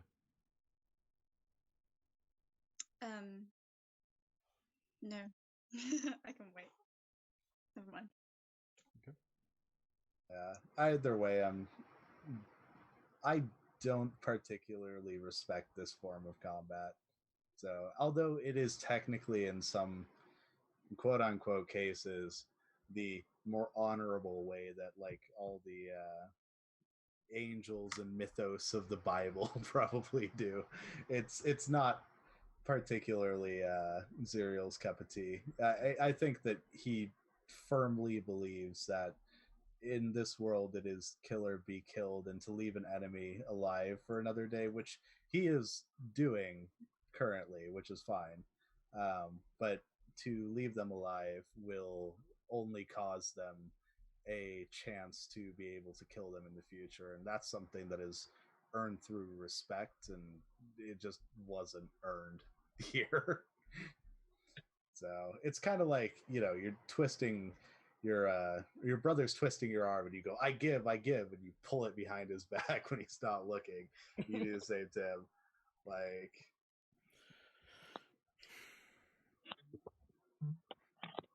So what you're saying is Zerial is unhappy about this decision, but is going along with the group.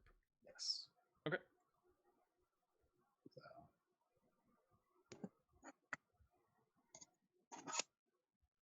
So the angel looks at you all and says, "And so even this fallen foe you would let live? Even you, Blood Mage?"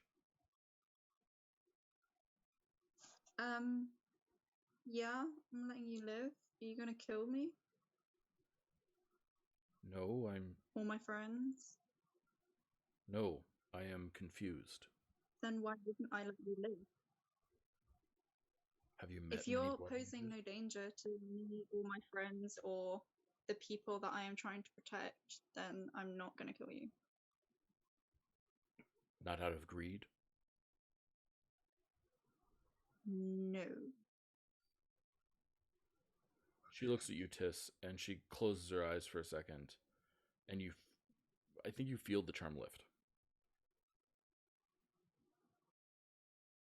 I think Tiss feels almost exactly the same way they did before it dropped. I am sorry that I doubted I? your honor, and I am sorry that I doubted your intentions. Tiss shrugs. You didn't know me. I can use my magics to limit the power of this teleportation circle. It will only work for members of the tribe. That is even better than the solution that I was going to suggest, which was set up loads of traps. Because if you're a servant of Uxia and she is the god of traps and construction and cities, she wouldn't mind a trap. That is very So true. I helped set the up traps several can always great be ones here. circumvented, and it's something we can. Yeah, I helped set up several great traps here. I like them. There's a staircase over there that has every single step on the staircase is a pressure plate that launches darts. Oh. Yeah, and we have doors. Yeah, we saw that one. We circumvented it, That was one of mine. but we didn't manage to destroy it. One of the good ones. Wait, one of yours. Are there other people doing that? Other people doing what? The traps. We encountered one that was like a tracking crossbow that shot down a hall. A white hall. Oh, that was not one of mine. No, sorry. This is in my long ago. I was alive. I was not yet an angel. I was a designer. I made traps. I made all sorts of cool things. And during my life, I did this, and in my death, Uxia rewarded me with service. Kind of a veneration. That sounds pretty cool. Yes. So I didn't actually make this particular one, but it was based on my designs. I've made it before. It was an older one that I made. Being able to see your stuff come to fruition even after death is pretty awesome. It is. It feels like I accomplished something. Mm.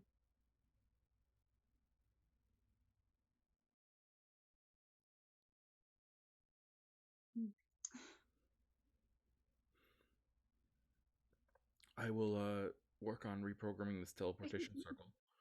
I will remind you that unless you become members of the Children of Akarut, it will not work for you either. Fine, as long as we can go to the exit portal. Are we I mean, am I at least a member of the tribe? You definitely Because are. I'm the shaman. Yeah. You 100% are. Everyone else is sort of probably not right now. Okay. Yeah, she stands up, and I think she shakes your hand, Tis. Tis shakes. And then walks towards Celia, and just sort of looks at you and bows lightly, and says, I did not ever think I would see a blood mage of honor, one that would choose honor over greed. The powers that blood offers are too rich for most. I understand why that would happen. And I don't blame you for assuming that I would also be the same way. She nods. I'll bow a little back. She turns and walks over to Zerial. I'm not making eye contact. I'm head up and over to the way, and I'm just gonna say, you are very lucky that my friends are more forgiving than the world we live in, and certainly more forgiving than me. I am sorry that you think so. I think that you are lucky that you have friends that reined in your baser impulses, for that was but a quarter of my strength.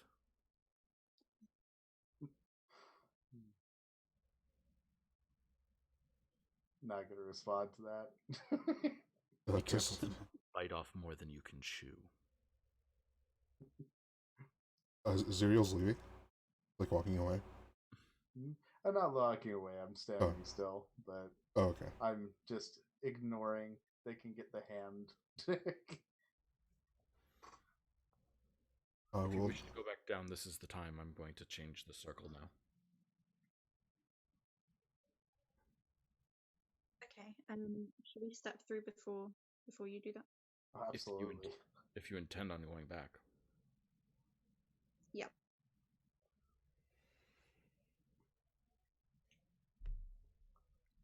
I feel like I cut you off, Tis. I'm so sorry. Oh no, I also am ready to go. Okay. So you step onto the teleportation circle, and this creature waves their hands, and the teleportation circle activates, and you guys find yourselves back down in that in the area of the temple, the inner temple.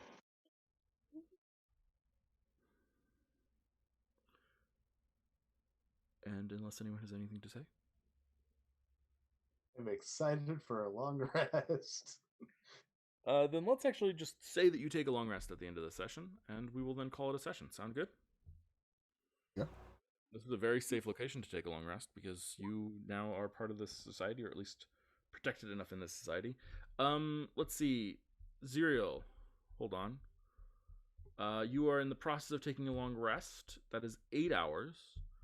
Can you roll 1d12 for me and roll high? Okay. That was not high. Oh, wait, can I use Indomitable? Yeah, all out. Sure. let's do it. All right, that's pretty good. Nice. Your Wild Magic Surge grants you the ability to cast Fireball. You can use it once, and it lasts. The ability lasts 11 hours. So you're taking an hour rest now, so you have to use it inside of the first 3 hours of the adventuring day. Oh, okay. And that's just a one-off thing? It is a one-off thing, although your hands are still hot, and flammable substances may just ignite randomly. Okay, cool. That's it. Okay, cool and not cool. I don't know how I'm going to use the restroom, but like we're still good. Like, yep. Excellent. And with that, we will call it a day. Excellent work, everyone. Let's hand out some experience points and all that good stuff. What level are you guys again? 12. 12. Okay.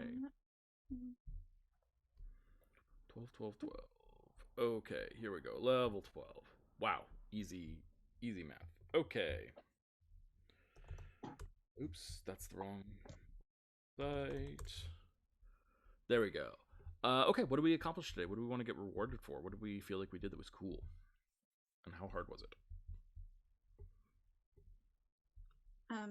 For an angel and kept our honor. Some of us. Technically, I still kept my honor. You know what? Actually, no. I'm gonna hard say that I did keep my honor because that is the epitome of lawful, probably evil, but like it's still lawful because it's bound by my own codes, and I did not break them. So I'm gonna say that fighting the angel is a hard task. I'm gonna say that keeping your honor was also a hard task. Does that sound reasonable? Yep. Okay. Other things you want to get rewarded for?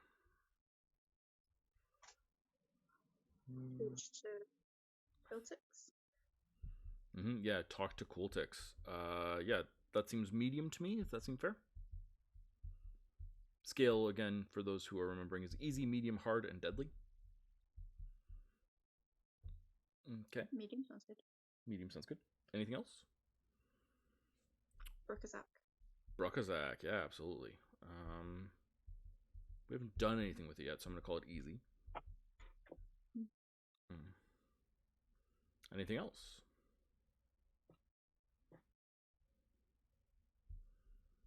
I'm going to roll protected the people, because you did the whole... Oh yeah, the teleportation circle. You actually did solve the teleportation circle problem. Yeah. So we solved it in a good way too. Yeah, I agree. I'll call that hard. Nicely done. Destructive. Anything else that anyone wants to get to thinks that you guys should be collectively rewarded for? That includes anything individual you did. Breathing and or existing. Oh. I think that's really a good point. Hey, to be fair, that is a hard. For some of us, that's just a hard difficulty, right there. I will give you 4 experience points for that. Heck yeah! Arguably, being in the dungeon is so hard that every time we wake up and face the day, extreme. Actually, yeah, we actually established that earlier. That anytime you rest in the dungeon successfully, you get a medium point of round of experience. And since we ended today with a long rest, we'll call that a medium amount of experience. That's totally fair by me. Anything else? Lyra didn't fail a single check. Lyra didn't fail a single check? Are you kidding? Is that true? Dang. Speaking of, too. Oh, also, sorry, uncovering the secret passages that you missed. I'm going to give you experience for that. Yeah. Can we add... The only one that was rolled today was Jack. Yeah, right? And I predicted the future on that. Can we like have that? That was actual prediction. I will give you a couple of experience points for that, sure. That doesn't seem not funny as well, which never happens. That's true. Oh yeah, rolls have been weird. Seriously though, I learned some more lore about my own religion. Yeah, you learn some more about your own religion. I'll call it a medium task. And called the one. Yeah, that all seems good. That seems about right. Anyone have anything else they want to strongly advocate for? Well, that's about it, I think. Okay. Well, because of breathing, the number is 4,752 experience points.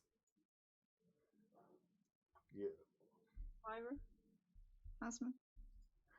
I know, we moved it to her for the math. It's no longer Emily. That's because my calculator is in maths. So. Oh no. 110,096. 110,096. And that's where we're going to call it a day. Everyone, thank you so much for watching. Hope you live good and happy lives. As always, please take care of yourself, take care of others, support people if you can find a way to support them. That is always an impactful and powerful thing to do. And the best advice that I can possibly offer you is don't forget to call your cat and feed your mom. Bye, everyone.